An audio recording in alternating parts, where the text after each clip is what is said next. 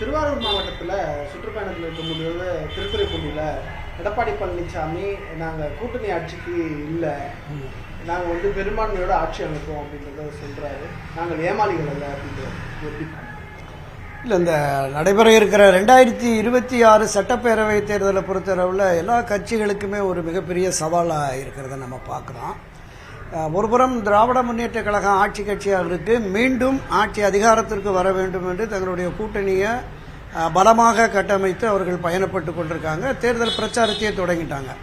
இந்த புறம் அதுக்கு எதிரான ஒரு பிரதான எதிர்க்கட்சியான அனைத்து இந்திய அண்ணா திராவிட முன்னேற்ற கழகம் பாரதிய ஜனதா கட்சியோடு உடன்பாடு கொண்டு அவர்களோடு சேர்ந்திருக்கிற அந்த என்டிஏ கூட்டணியும் ஒரு வலுவான கூட்டணியை கட்டமைத்து திராவிட முன்னேற்ற கழகத்தை தேர்தல் களத்தில் வீழ்த்தி மீண்டும் ஆட்சி அதிகாரத்திற்கு வர வேண்டும் என்ற நோக்கத்தில் திரு எடப்பாடி பழனிசாமி தன்னுடைய பிரச்சார பயணத்தை தொடங்கி இருக்கிறார்.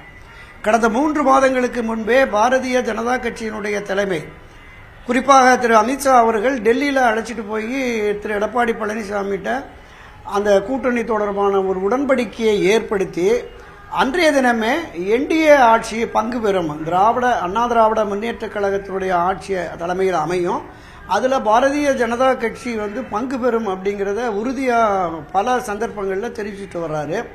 அவ்வப்போது திரு எடப்பாடி உட்பட அந்த கட்சியினுடைய அதிமுகவினுடைய அடுத்தடுத்த நிலை தலைவர்களும் கூட தமிழகத்தில் கூட்டணி ஆட்சி இல்லை, அதிமுக தான் தனித்து ஆட்சி அமைக்கும் அப்படிங்கிறது வந்து இந்த 2 பக்கமே ஒரு பேசுபொருளாக தான் இருந்தது. குறிப்பாக பாரதிய ஜனதா கட்சியைச் சேர்ந்த இன்றைய தலைவர் நயினார் நாகேந்திரன், முன்னாள் தலைவர் அண்ணாமலை, திரு எல் முருகன், தமிழிசை சவுந்தரராஜன் உட்பட தமிழகத்தைச் சேர்ந்த பாரதிய ஜனதா கட்சியினுடைய முன்னணியினரும் எங்களுக்கு அமித்ஷா சொல்லுதான் வேத வாக்கு, எனவே நாங்கள் அண்ணா திராவிட முன்னேற்ற கழக ஆட்சியில் பாரதிய ஜனதா கட்சியும் பங்கேற்கும் அப்படிங்கிறத அழுத்தமாக பதிவு பண்ணிட்டு வர்றாங்க. கடந்த வாரம் ஆங்கில பத்திரிகைக்கு பேட்டி அளித்த திரு அமித்ஷா அவர்களும் அண்ணா திராவிட முன்னேற்ற கழகத்தின் தலைமையிலான ஆட்சியில் பாரதிய ஜனதா கட்சியும் பங்கேற்கும், அது உறுதியானது என்று தெரிவித்து சென்று விட்டார். இந்த நிலையில் இன்றைய தினம் திரு எடப்பாடி பழனிசாமி மிக தீவிரமாக இந்த வார்த்தை பிரயோகத்தை பயன்படுத்தியிருக்கிறார். கூட்டணி ஆட்சி, கூட்டணியில் மற்றவர்களை சேர்ப்பதற்கு நாங்கள் ஒன்றும் ஏமாளி அல்ல அப்படின்னு சொன்னதோட கூட்டணியை பற்றி எங்களுக்கு கவலையே இல்லை, யாரோட கூட்டணிங்கிறதெல்லாம் என்பது பாரதிய ஜனதா கட்சிக்கு விடுத்திருக்கிற இறுதி எச்சரிக்கையாக தான் நம்ம இது பொதுவெளிகளில் மக்கள் பார்ப்பாங்க. ஏனென்றால் அமித்ஷா தொடர்ந்து கூட்டணி ஆட்சிங்கிறாரு, அமித்ஷா கருத்து தான் எங்கள் கருத்துன்னு தமிழ்நாட்டில் இருக்கிற பாரதிய ஜனதா கட்சியிடம் சொல்றாங்க.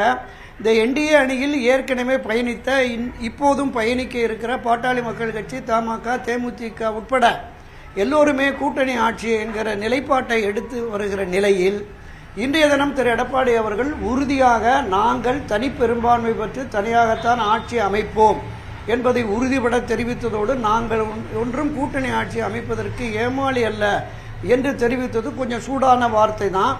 இதில் கூட்டணியை பற்றி எங்களுக்கு கவலை இல்லை என்று தெரிவித்ததுமே நிச்சயமாக பொதுவெளிகளில் ஒரு பெரிய அளவில் பேசுபொருளாக இருக்கும்.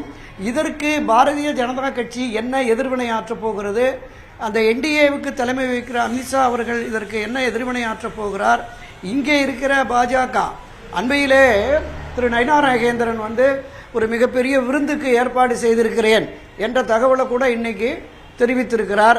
எனவே இணக்கமாக இந்த கூட்டணி செல்லுமா அல்லது பிரச்சனைகளை சந்தித்து பிரிந்து செல்வதற்கான வாய்ப்பு இருக்கிறதா என்பதை நம்ம போக போக தான் தெரிஞ்சுக்க முடியும்.